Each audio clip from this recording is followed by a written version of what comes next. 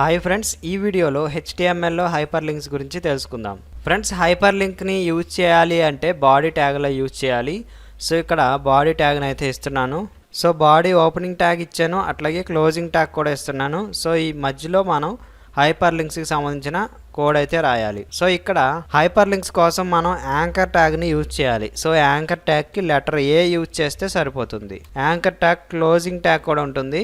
So anchor tag లోపల మనం hyper లింక్స్ని అయితే ఇవ్వాలి.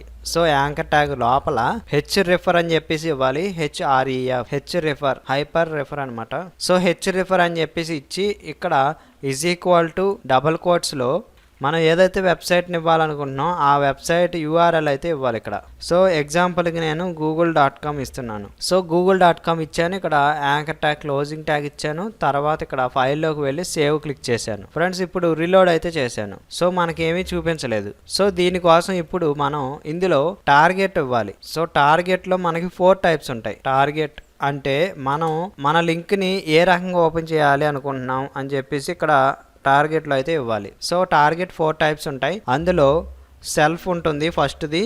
సో ప్రతిదీ ఎగ్జాంపుల్తో చూద్దాం.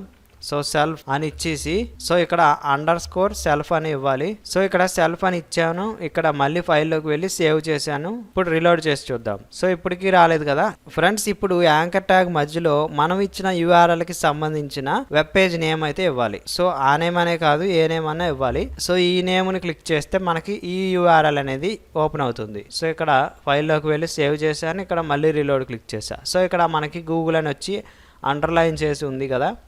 సో దీన్ని క్లిక్ చేసినప్పుడు మనకు వెబ్ పేజ్ ఓపెన్ అవుతుంది. ఫ్రెండ్స్, సెల్ఫ్ అంటే మనం ఏదైతే వెబ్ పేజ్లో URL ఇచ్చామో అదే వెబ్ పేజ్లో మనం ఇచ్చిన URL ఓపెన్ అవుతుంది. సో ఇప్పుడు సెల్ఫ్ ప్లేస్లో బ్లాంక్ అని ఇవ్వండి, BLANK.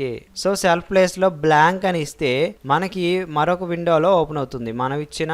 సో ఇక్కడ మనం బ్లాంక్ ఇవ్వడం వల్ల ఈ లింకు న్యూ ట్యాబ్ ఓపెన్ అయ్యి అందులో లోడ్ అవుతుంది. సో ఇక్కడ క్లిక్ చేస్తానని చూడండి. సో ఓపెన్ అయిందా, న్యూ ట్యాబ్ ఓపెన్ అయ్యి అందులో లోడ్ అవుతుంది మనం ఇచ్చిన లింకు. సో అది బ్లాంక్ న్యూ విండోలో ఓపెన్ అవుతుంది మనం ఇచ్చిన URL. నెక్స్ట్ ఇక్కడ parent, PARENT parent. So parent అని ఇచ్చాను, ఇక్కడ ఫైల్లోకి వెళ్ళి సేవ్ చేశాను.